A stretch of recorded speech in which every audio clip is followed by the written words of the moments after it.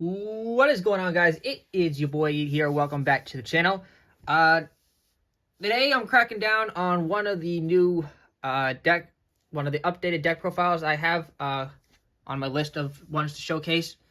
And I'm starting off with one of the ones that I actually most recently did a 60 card version of, which was like Mimighoul Control, and this was all before Phantom of Abyss.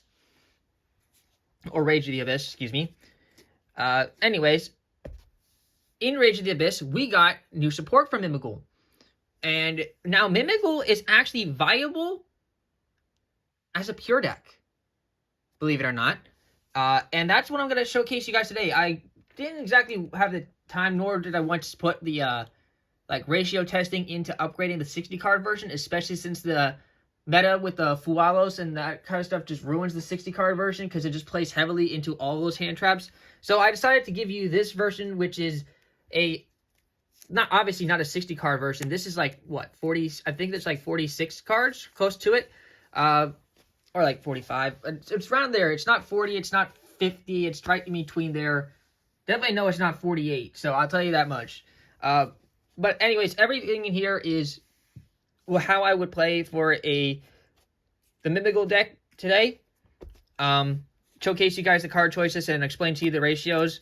Do pardon the extra deck, guys. The extra deck is, like, I have so many decks I'm working on at the moment, so there's not all in the same sleeves. So do pardon with that, but this would be the exact list I would play if I was playing Mimighoul today. If you guys are going to enjoy this deck, leave a like and subscribe. Yeah. Because hit that notification bell as well, because we got so many deck profiles to hit up on the list. Giving a heads up on what to come, if they interest you. We have updated Tenpai. We have Anti-Meta Stun, Centurion, Rescue Ace, Branded, Six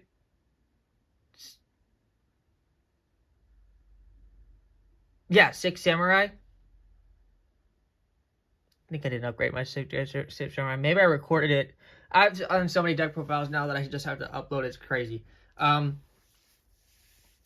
Yeah, just a couple of those mentioned off the bat. There's more, just not ones that I either have off the top of my head, because you guys know I have like so many binders full of decks and stuff like that.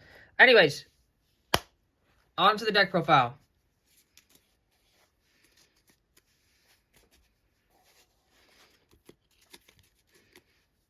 This deck is actually broken down into monster spells and traps. They're not broken down in by categories or anything like that. There's a couple of card choices in here you guys can kind of question, but like I said, I'll explain everything as I'm going on. So, starting off with the monsters, obviously the main guy himself, we have the one copy of Mimighoul Master. In the previous versions, we played 3 copies of this guy because he was, well, not 3 copies. We played 2 copies of him because he wasn't searchable, and he was like the kind of the main boss monster. But now, because with the new support, we actually can get this guy out pretty consistently. And one of the new Xyz monsters that we got in the support of can actually tutor this card out from the deck, which is amazing in its own sense. That's why we don't have to play it at 3 now, or 2 or 3, excuse me. But yeah, he's still one of the best cards in the deck, and really an unkillable card, which if your opponent has, stuff in your face down monster, or you control another Mimighoul monster. So, yeah. I'm not going to really explain the old ones' effects to you guys. I'm just going to explain to you guys the new ones. But still, the ratio of 1 is actually good for this card now. Yeah. Still one of the best starters we have in the deck, and one of the probably the best one we have of the Mimighoul level 1s is Mimighoul Dragon. He's normal or special. This normal or special summon ability is absolutely insane for the deck, and is really mandatory. His ability to break boards by putting him on face down and then using either Master's Effect or your Room or anything like that to turn it face up and then nuke your opponent's board and then get that back is really good going second. Absolutely. One of the new ones, that it's probably the only new Mimighoul that we are playing 3 of, because in my opinion, it's probably the best one. And that's Mimighoul Slime. This card is... Okay, so explaining what Mimighoul Slime does, everyone knows that you give control over this card to your opponent if it's flipped face up during the main phase. But what happens if it's flipped up during the main phase, apply the effects in sequence. Your opponent can special summon one Mimighoul monster from their deck to their field. Doesn't say it has to be in face-up attack, face-down defense, face-up defense. It can be any of those positions. And then you obviously get this card back since it'll be activated on your opponent. So that's another way we can get access to Master for one. And then being able to do that just means you get a free extension body. This card on its own is a free Xyz rank 1. And unlike the other ones where it's just like Mimighoul Dragon or like Cerberus and Archfiend, can you special summon to your opponent's field and face down defense. The new ones, Slime, Fairy, and Armor, all have different effects. It says during your main phase, you can special this card from your hand to your opponent's field to face down defense, or if your opponent controls more monsters than you do, you can special this card face up on your field. You can only use each effect of Mimighoul Slime once per turn. So being able to just summon it to your hand is another great extender, and another reason why I think this is probably the best one we got out of the new Mimighoul support. Next, we have 2 copies of an oldie, but still a goodie. 2 copies of Mimighoul Archfiend. We used to play 3 copies of this card, but I actually decided to cut down the ratio on this. Specifically now, the full ratio of the Mimighouls is 14 in total, including the Master. Just for consistency reasons, and yeah, honestly, just because I like having things even for when I do decks. Also, continuing off with another oldie, the last oldie for the Mimighoul monsters is the 1 copy of Mimighoul Cerberus. That's how I decided to do for a 3-card ratio on these ones. Some people could argue to play the 3rd Archfiend of the Cerberus, but I like the Cerberus for a different name, and I just wanted to showcase and use all of them in the version.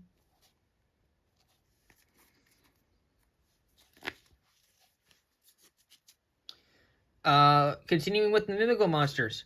Another new one we have is Mimighoul Armor.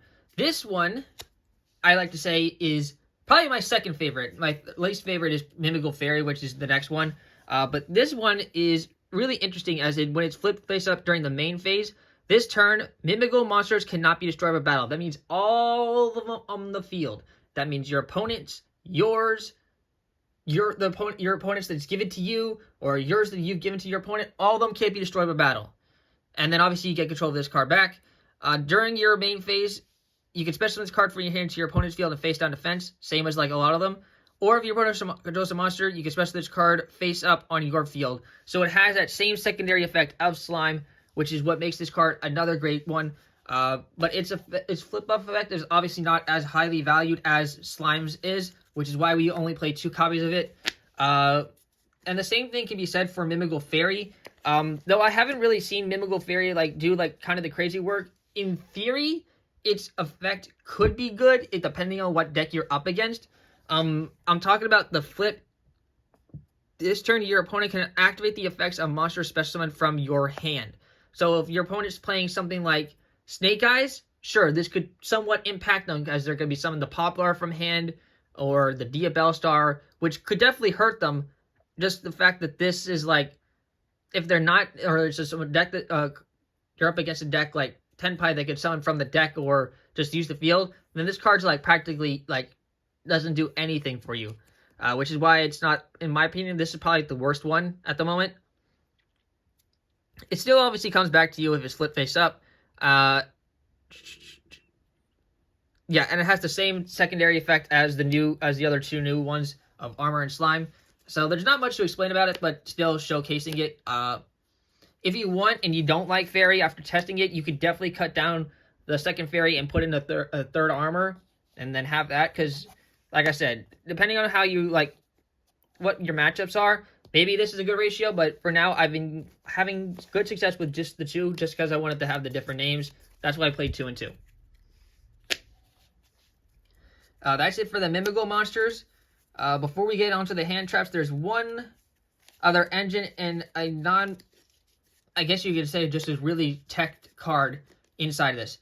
To go off with the other engine monsters before we get into the hand traps, we are still playing the Kashtira engine that consists of 1 copy of Fenrir and 2 copies of Kashtira Unicorn. Simply put, this is just a great simple value. When you flip this up, you get the considered of your opponent activating a monster effect. So they work very well in just controlling the game state. It's still very good. And then the one spicy tech card that is not a hand trap, but more so less an extension. Like if you're, I don't know, under skill drain, or the fact that you're just need like an additional body to get out something. We are playing one copy of Carfredin.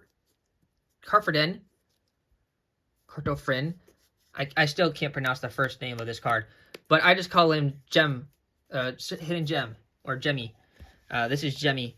But anyway, Cartofrin, the Hidden Gem of the Seafront. This is from Power of the Elements, and it is a extension card for any Earth or Water deck. You can discard this card and normal summon one or Earth or Water monster during your main phase, in addition to your normal summon or set. You can only gain this effect once per turn. Period. If you control an Earth and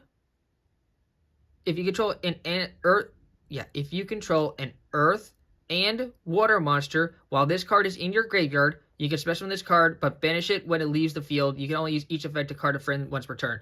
This card is literally in here just to discard it and then get an additional normal summon of Earth of one of our Mimighouls. So like if you can't, like you don't get to resolve, like say they ask the Mimighoul Maker, okay? Which is one of the best ways we can get a second card out on the field when we don't have access to Slime, or Armor, or Fairy on our hands. This card is what helps us undo those kind of like sticky hands, or that situation could play around the hand traps. Yeah, that's literally the only reason why Cartofrin is in here, but otherwise it doesn't do much on its own, which is the reason why we only have one copy of Cartofrin in here. It is still a very good card, and I understand if like people don't want to play this techie card, but if you come up in the situations that I have, you'll find out that Cartofrin is actually pretty damn decent. Still trying to find a way to work a water monster into this deck, though, so other than Cartofrin, so that we could actually have Cartofrin come back from the graveyard, since you need it there. You can obviously play 2 copies of Cartofrin if you really like the idea of it, but before you just knock on Cartofrin, just try it out and see what happens in the same situation. Like when your Mimighoul Maker gets ashed, and you don't have another, like you have like Mimighoul Dragon in hand, and you want to get out in the field, and you didn't get a chance to resolve Maker,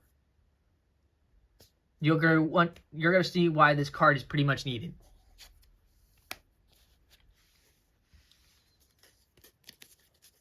Don't know if I ever want to upgrade it to 2, but I've tested it with 1, and it's just great at the 1 for now. Hand trap wise, we got obviously 3 copies of Ash Blossom and Joy Spring, pretty much the most generic staple hand trap that gets played in pretty much every deck. What may not be so generic, as we actually play some Ghost Sisters now. We have Ghost Mourner and Moonlit Chill.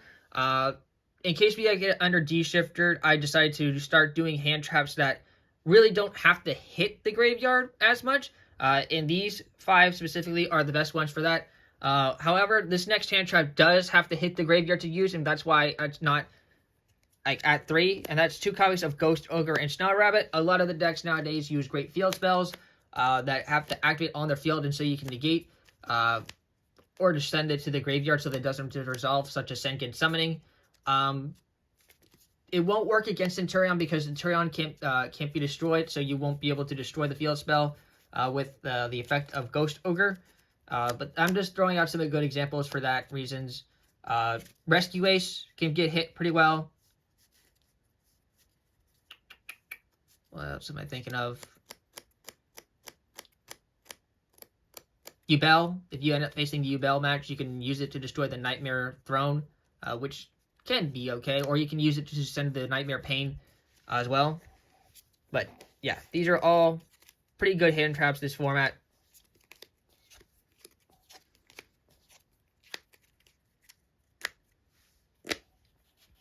And that's actually it for the monster count, guys. Let's go off into the spells and traps. Obviously, for the spells, we have the main field spell of the deck, and that is 3 copies of Mimighoul Dungeon. This card is probably the main backbone of this deck, if I'm going to be honest. Without this field spell, this deck would probably just been swept under the radar like Ashen did, and all the other TCG exclusives, really, because the other TCG exclusives are just like fun, gimmicky, but not really actually had a competitive stance. And the only reason that this deck is actually gaining or has a competitive stance is because of this field spell. If you guys are unaware, this card is the floodgate for this deck, essentially. While it's face up in the monster zone, Mimighoul monsters you control that were not normal or special summoned this turn gain attack equal to their original defense. So literally the weakest one of the entire collection is actually still the Mimighoul Fairy, because Mimighoul Fairy only has 100 attack and defense. While the others of it, like Cerberus, has 18 defense. Slime is probably the second weakest because it only will end up at 900. Mimighoul Armor actually becomes a 21 beat stick because it has 600 attack and 15 defense. So of all of them, like those are the, like all of them get some like pretty good effects, and that actually can help make some big attack points. As I was saying, any player who controls a face-down monster cannot normal summon monsters nor declare an attack with monsters that were special summoned this turn. That's how the floodgate works. Now, of course, your opponent can obviously just flip the Mimighoul monsters up and then take their nasty effects, and then you get them back to play around this. But we kind of need them to have a face-down card in order to keep this out.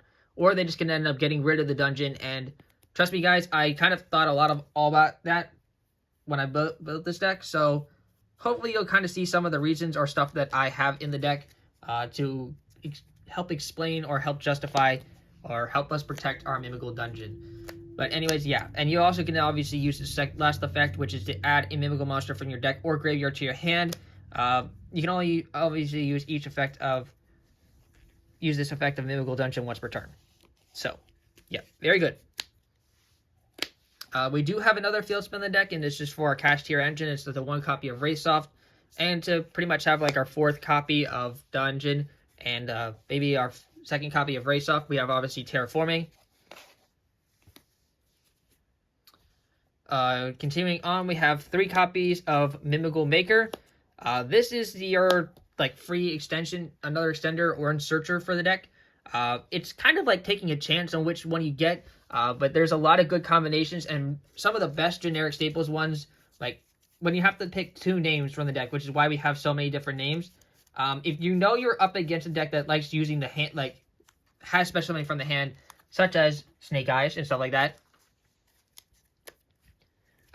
the choices I would choose for that is the combination of Mimighoul Armor and actually Mimighoul Fairy. While it's whatever one you get is going to be fantastic, and whichever one you give to your opponent, it's going to set you up kind of how you're going to end up playing against for the rest of your turn. Like once the Maker resolves, you're going to pretty much how you know when to play out the rest of your hand. So for example, if say you're up in the Snake Eye matchup, and the best ideal scenario is when your Maker lands on the dice roll or the Fairy is given to your opponent and you get the armor to your hand. You obviously don't want to special summon the armor from your hand. You want to special summon another Mimighoul that you have in your hand, which another reason why we have the 14 Mimighoul lineup, because that way you're guaranteed to have at least one Mimighoul monster in your hand to start your plays, at least one. But anyways, you're going to summon that, and then you'll have your armor as your extension, and then you'll end up with the Xyz one that summons the master from the deck, so that way you have the ability to turn master the fairy face up on your opponent's field, so that way your opponent is not going to be able to special summon. When they special summon from the hand, they're not going to be able to get their effects, and they have to play all around that. At least that's how that's one pair. The most generic pair, and probably still one of the best ones, is going to be Mimighoul Dragon and Mimighoul Archfiend. Obviously, this is what most of the players did nowadays with the main one, and everyone knows this. Either one you get, either is like you never upset at which one gives to your opponent. If the Archfiend goes to your opponent, you just get the free dragon in your hand to start off with your surging plays and get your dungeon. If it's reversed and your opponent gets the dragon and you get the Archfiend, you're just basically setting up a blow up board, or you're going to get a free Xyz monster out of this as well, because this is still a free link run Xyz as well. Another one you can have is like Mimighoul Archfiend and Mimighoul Slime.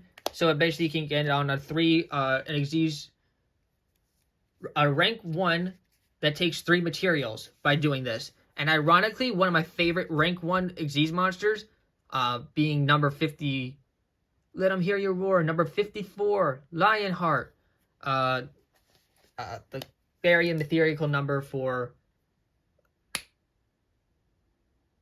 God dang it, Alito. Thank you. I could not remember it for the life of my head.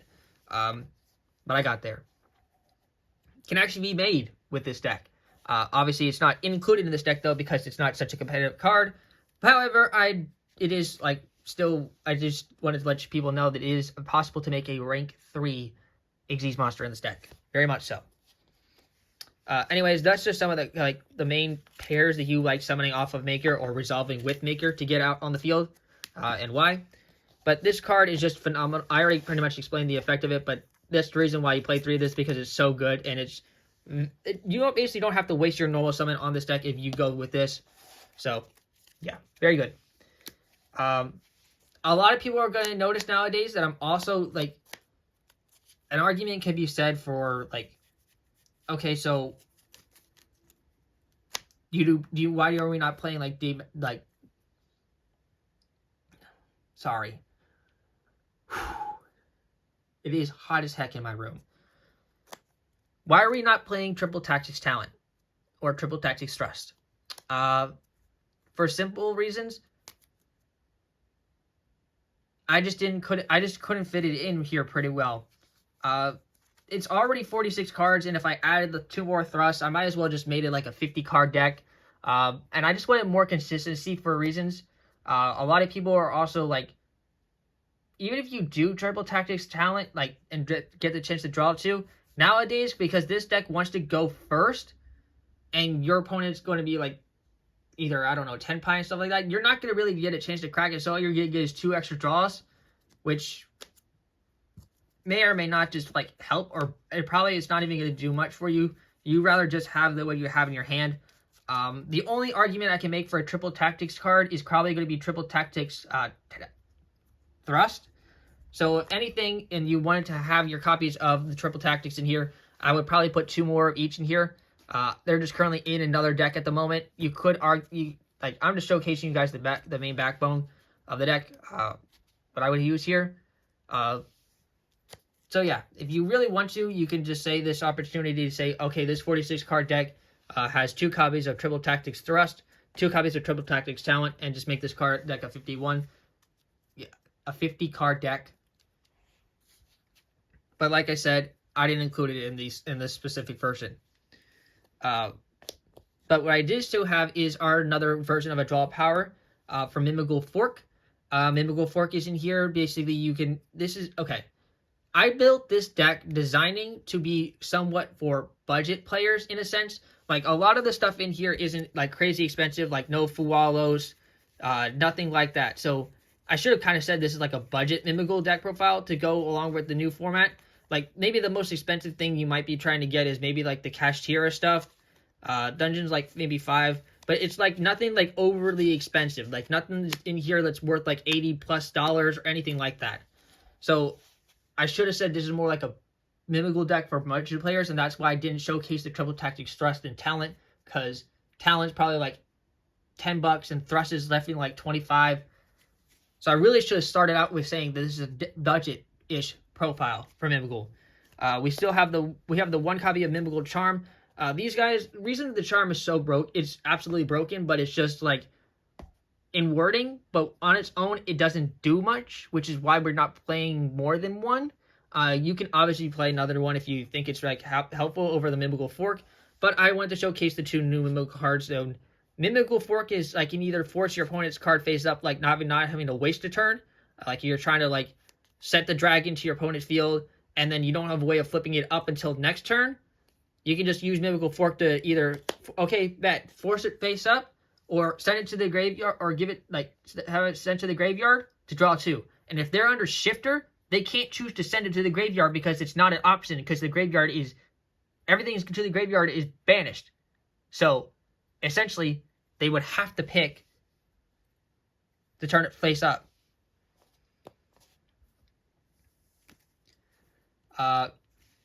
One card that is really old and generic, that is pretty much a now craziest card for this deck, is Swords of Revealing Light.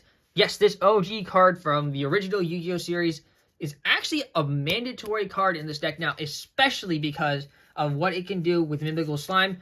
The reason why this card is so good right now is because with these 2, is practically like full combo on its own. You get you set the slime to your opponent's field, you get the Swords Revealing Light, the slime gets flip face up, you use its effect to special summon the Mimighoul Master to your field, Mistress effect adds Dragon, normal summon Dragon, Dragon's effect, search the dungeon, dungeon activate, and then you can take the two of slime and the Dragon Dial, overlay it, and then to make the Omni Negate that you'll have for a monster effect, and that's like pretty much your first like just few plays.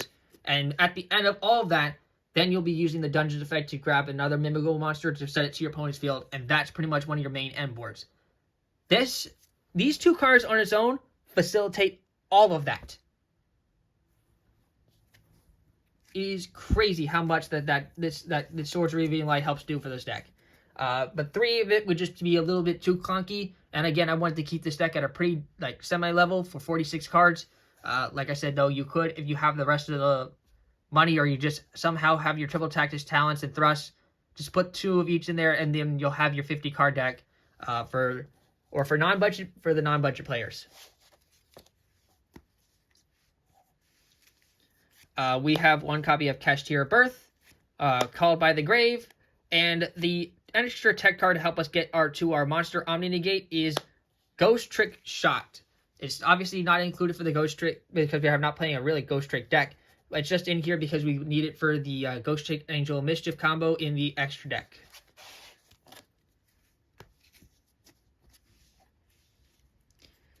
Trap cards. We have 2 copies of Mimighoul Room.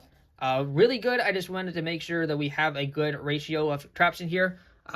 And because there's now 2 traps that we have to play against just in case we place the Tenpai matchup, that's why we now cut it down from 3 to 2. It's still just very good searchable-wise. And you really shouldn't be ever resolving a 3rd Mimighoul Room, because by the time you ever get the chance to use your 2nd copy of Mimighoul Room, you should be winning the game. 2 copies of Infinite Permanence as another hand trap-wise. And lastly, the 2 cards that I got really inspiration because I have like 2 binders full of Edison cards, and these 2 cards come from Edison and are actually amazing against Tenpai at the moment. Basically allowing you, if you're definitely up against a Tenpai, you want to get these cards out as fast, which could even actually highly put the pressure, like the reason to play Triple Tactics Thrust. You could even say if these cards finally more helpful for you and you have the thrust, do 3 thrusts and 1 Triple Tactics talent on top of these, because either way, these 2 cards should be played in just about any deck right now. No matter how old they are, it's just so good to give your chance another turn against Tenpai, because Tenpai is like everywhere. 1 copy of Threatening War, 1 copy of Waboku. Reason why we play both of these. These 2 cards are the anti-Tenpai cards. Waboku. Any damage inflicted by an opponent's monster is decreased to 0 this turn. Turn is activated. This is a very old version. However, the more current version says your monsters cannot also be destroyed by battle. You can look up the actual like remodified text of it online anywhere. You'll see that I'm not kidding about that. And obviously, Threatening War just means your opponent doesn't have a battle phase, which with Tenpai is pretty much crucial. No battle phase to kill you is amazing. That's it for the main deck, guys. Like I said, this is 46 cards. And if you wanted to make it 50, Thrust and Talents would be the ones you'd add it to. On to the extra deck. Starting off with probably the best Link 4 we have for this deck. And this is actually the only Link 4 in this deck. It was the showcase side of it at the beginning of this. And that is 1 copy of Beauregard Dragon. Beauregard Dragon here is a card that actually was showcased by Revolver inside the Link Reigns series. It takes 3+ effect monsters, and it's a Link 4. Cannot be destroyed by card effects, so that already prevents it from being destroyed by Dark Hole in case you were up against the Mirror Match, because Dark Hole is crazy in the Mirror Match. Once per turn, send 1 card from your spell and trap card zone to the graveyard. Special summon from either graveyard to your field 1 monster that was destroyed and sent there this turn but negate its effects. So, helps for breaking boards and getting powerful monsters back from the graveyard to your field, which is helpful. Once per turn, quick effect, you can target 1 monster in the field, change it to face-up defense position. Your opponent cannot activate cards or effects in response to this effect's activation. So,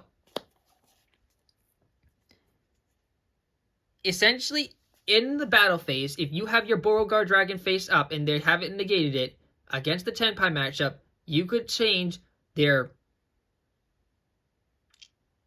Trident Dragon or like to defense position so they don't get another attack with it, as long as they don't have the, you know, the level 10 Transcendent Dragon out on the field.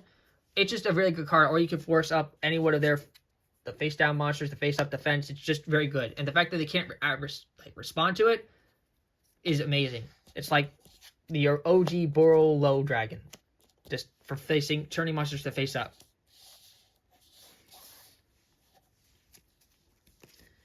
Next, we have our Link 3 here in the form of Scareclaw Tryhard. This card is pretty interesting to be seen in here. The fact that it is not in a Scareclaw, that is the fact that it is not in a Scareclaw deck, and I'm still playing Scareclaw Tryhard is kind of like going to give people a head scratcher. But this deck is all about having your monsters like pretty much clear boards and stuff like that for you. And how you basically get to do all this is just like, okay, you don't have any way of protecting in case the field spell's gone. This is why we have Tryhard in here. Not only does this card somewhat enter Tenpai and say, basically, do you have the copy of Forbidden Droplets to break this card? If not, GG. Because you can put this is like you can really make this card as a Link 5 throughout playing all your, because this card under or made with IP Masquerena is so hard for your opponent to get rid of unless they have Forbidden Droplets. It's extremely hard. So you obviously have to make IP Masquerena first and then get 2 more monsters out. Then you link all that away to make your copy of Scareclaw Tryhard. Now, essentially, like, Tryhard in this deck is basically a Link 4, even though it's not. It's obviously Link 3. But you're making it all the time as a Link 4 with the IP Masquerena. It's just so good. You basically will just run away with the Tryhard, and then you won't even get the other monsters you have in your deck can provide additional attack support, but by that time you should just either be like flipping up everything and then they come back to you anyway, and your opponent's not going to be able to attack with anything other than a Link monster anyway. So yeah, it's just pretty much for a control version of card. If you have to, you just link it off to one of our other cards, Link monsters in the deck. And for example, here's another Link 3 to go along with it, Nightmare Unicorn. You can even link off the Scareclaw Tryhard to make into a Nightmare Unicorn. Obviously, you can't use a Link 3 to obviously make a new Link 3 because it will have to be substituted as a Link 1.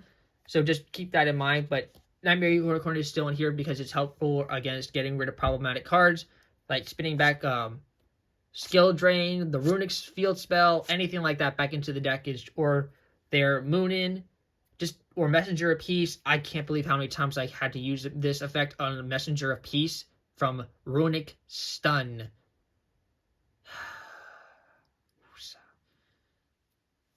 That was toxic, but this is just another way of outing that. Still an OG and pretty much mandatory card to play in like literally every deck, and that's SP Little Knight because it's just so good. To get more power, we have our copy of Mrs. Radiant. This card has pretty much, I think it only has 1 printing too, and that's from Dual Devastator, I believe. Oh no, it's Code of the Duelist, excuse me. But yeah, this Radiant, because all of our monsters are pretty much Earth, Knights helps get some like nice body on the board, or nice power-ups on the board, if we really need to push for game. Our 1 copy of Relinquished Enema, because a lot of our decks is main Link 1 of rank level 1s to make into this Link 1.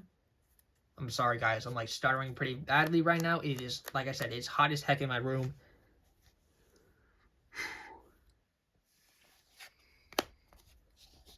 And I'm just trying to crank this out because I got so much to do today.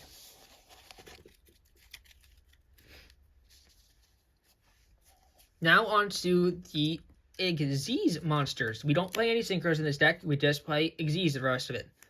Probably what the biggest combo and actually now affordable budget option is number F0 Utopic Draco Future and number F0 Utopic Future. I also should have explained. When I said semi-budget deck, SP Little Knight did get reprinted in the new mirror pack, the new dueling mirrors pack. If you are a budget player and you cannot afford SP Little Knight, it is okay. You can go ahead and take this card out and pretty much just put in any generic link to you have in your deck. Obviously, it's gonna not like help you win as much, but it is not a necessity card for the deck. It's just everybody pretty much either has access to it or not. And if you hear that in the background, my dog is going crazy right now. I'm sorry. But anyways, like I said semi-budget deck. If you don't have access to SP Little Knight, like I said, just play any good generic link to you have instead. So anyways, continuing off, we have the Draco Future in here, which is now a really semi-budget because this got reprinted as well in the mirrors. And anyways, how you get to Utopic Future and Draco Future is because of this Ghost Trick engine that we are playing up next, and I'm going to showcase it because pretty much all this is just one package. We have 2 copies of Ghost Trick Angel of Mischief and the 1 copy of Ghost Trick Dullahan. So, how it works is you take your two Mimighoul monsters, you make the Dullahan. Right away from the Dullahan, you slap Angel of Mischief on top of it, which you can do because of Angel of Mischief can be summoned by using a Ghost Trick monster, another Ghost Trick monster, Xyz monster to make it. Using Angel of Mischief effect, you're going to detach the Dullahan specifically to add the copy of Ghost Trick Shot to hand. Use Ghost Trick Shot to revive the Dullahan, make the second Angel of Mischief on top of it, and then using these 2 right away, you make the Utopic Future, and then from Utopic Future to Draco Future. That's how you do the combo. No more, no less. That's why you have this entire package in here. It's just great because this is a nice monster negate and another problematic card that your opponent will have a hard time getting over because it cannot be destroyed by battle or card effects, basically forcing them to have forbidden droplets. Alright, rest of the Xyz monsters we have in the deck is the new Mimighoul Xyz monsters. We play 1 of each, and that's 1 copy of Giant Mimighoul and 1 copy of Mimighoul Throne. So Throne is the one that special summons the Mimighoul Master from your deck. It just takes 2 level 1 Mimighoul monsters, has to be Mimighoul monsters, which makes it somewhat automatically worse than Giant Mimighoul in a sense because this one can be made without having to be required of made with Mimighoul monsters, but Throne has to. Detach 1 material for this card, special 1 Mimighoul Master from your hand, deck, or graveyard. Like I said, this card tuners out the Mimighoul Master. During your main phase quick effect, you can target 1 Mimighoul Master you control, equip this card to it as an equip skill. That gives it 1,000 attack. Then you can return cards from the field to the hand up to the number of materials this card had, which can mean 1 or 2, depending on if you use this effect to summon out the master or not. You can only use 1 Mimighoul Throne effect per turn and only once that turn. So you'll have to be like kind of a setup card, which is why I automatically think this is somewhat worse than the Giant Mimighoul, but it's still worth playing. Now, why is Giant Mimighoul so good? And first off, it just takes 2 level 1 monsters. Your non-Xyz Mimighoul monsters can attack directly while your opponent controls a face-down monster. You can only use each of the following effects of Giant Mimighoul once per turn. If this card is Xyz summoned, automatically add a Mimighoul card from your deck to your hand. You can detach a material from this card, then target face-up cards on the field up to the number of face-down monsters your opponent controls and destroy them. And if you do, inflict 1,000 damage to your opponent for each card destroyed. Just phenomenal. But when I said these make or break the deck, I just think they add to having some more different plays in your deck. I still think, like, I've made, like, Giant Mimighoul, like, 2 or 3 times. Mimighoul Throne, I probably made, like, once, like, in a lot of the testing. Also, in, like, online play. Like, still cards, like, a thing, like the last card we have in our deck is the Fuko. Is probably still, like, you're still making the Fuko and the Dullahan pretty much more often than that because you're just, that's just how this deck is designed to play. But you still obviously have the options of summoning the Throne and the Giant Mimighoul if the time presents it. But so the time that you're going like first and you're stuck going up to the first, because Tenpai, you're just gonna basically put the Fuko out on the board if you don't have access to the Threatening Roar or the Wabaku to survive your turn. And then otherwise, you're just like, if you're going like, and you're not up against Tenpai, you're basically making the Dullahan and doing the Angel Mischief unless you're under D barrier or D shifter. And then with D shifter, then you're definitely going for the Mimighoul Throne or the Giant Mimighoul. Or you can just basically say Fuko again.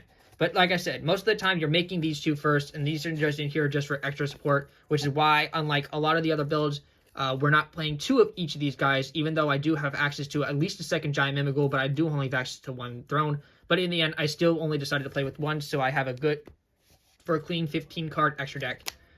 If you really also don't have another SP Little Knight, you can even play that second copy of Giant Mimighoul, but Giant Mimighoul is not cheap, but it's pretty much mandatory to play in this deck as well. So it's like $20, but it's like at least it's not like you're paying like $140 for a remote chummy for Furulos. I still can't pretty sure I'm not pronouncing that right. Anyways, continuing on, otherwise this deck profile is gonna be like almost an hour long. So I'm gonna breeze through the side deck real quick. Obviously, it's a personal preference. 3 copies of Ghost Sister and Moonlit and Spooky Dogwood. Excuse me. For time matchup. The 3rd copy of Ghost Ogre and Snow Rabbit. Just in case we were up against heavy field spell decks. See it more often. Against Runic. Cosmic Cyclones. Absolutely mandatory. Or against, in general, back row decks. 3 copies of Dark Hole for the mirror match and or going for board clears. With any other board clear, we chose Dark Hole specifically because the worst thing for Mimighoul is to face the mirror match. In the mirror match, it is the most... I would say that's even worse than having to face a stun mirror match. It so goes back and forth, especially if both players have the same sleeves. Oh my god, you might as well just say, nope, we're taking a timeout. Just switch sleeves, because otherwise you're going to forget whose Mimighoul cards are whose. 1 copy of there can only be 1. We side this card in a lot of the times against decks that really play all the same type. Basically forcing to only have 1 copy of it. If we need more Floodgates and stall out cards, we have 2 copies of Grave of the Super Ancient Organism. Now, this card is actually really good in this deck, because when we're trying to go for the OTK version, like we're just setting up a face-down defense, and then get the Giant Mimighoul on the board, and then we can basically have the other low-level Mimighouls, including the Mimighoul Master, attack directly. And we can do that freely under the Grave of Super Ancient Organism, because you cannot declare an attack or activate the effects of level 6 or higher special summoned monsters. So, while your opponent is going to be only able to attack with link monsters, any synchro monster they make that's over level 6, hint on hint, 10 pi, can be really, pretty much stopped by this card as well. But also Centurion, unless they have the Cosmic Blazer out. But even then, if you have this out activated before then, negate it. And to round it off, we have 2 copies evenly matched for another board clear. That's it for the deck profile, guys. Sorry I can't really do like a crazy outro, but stay tuned for more deck profiles, guys. I got a lot to do and a lot on my plate right now, so I'm sorry for the delayed uploads, but I'm trying to get you guys more content. And yeah, this is your boy 8 signing out. Peace.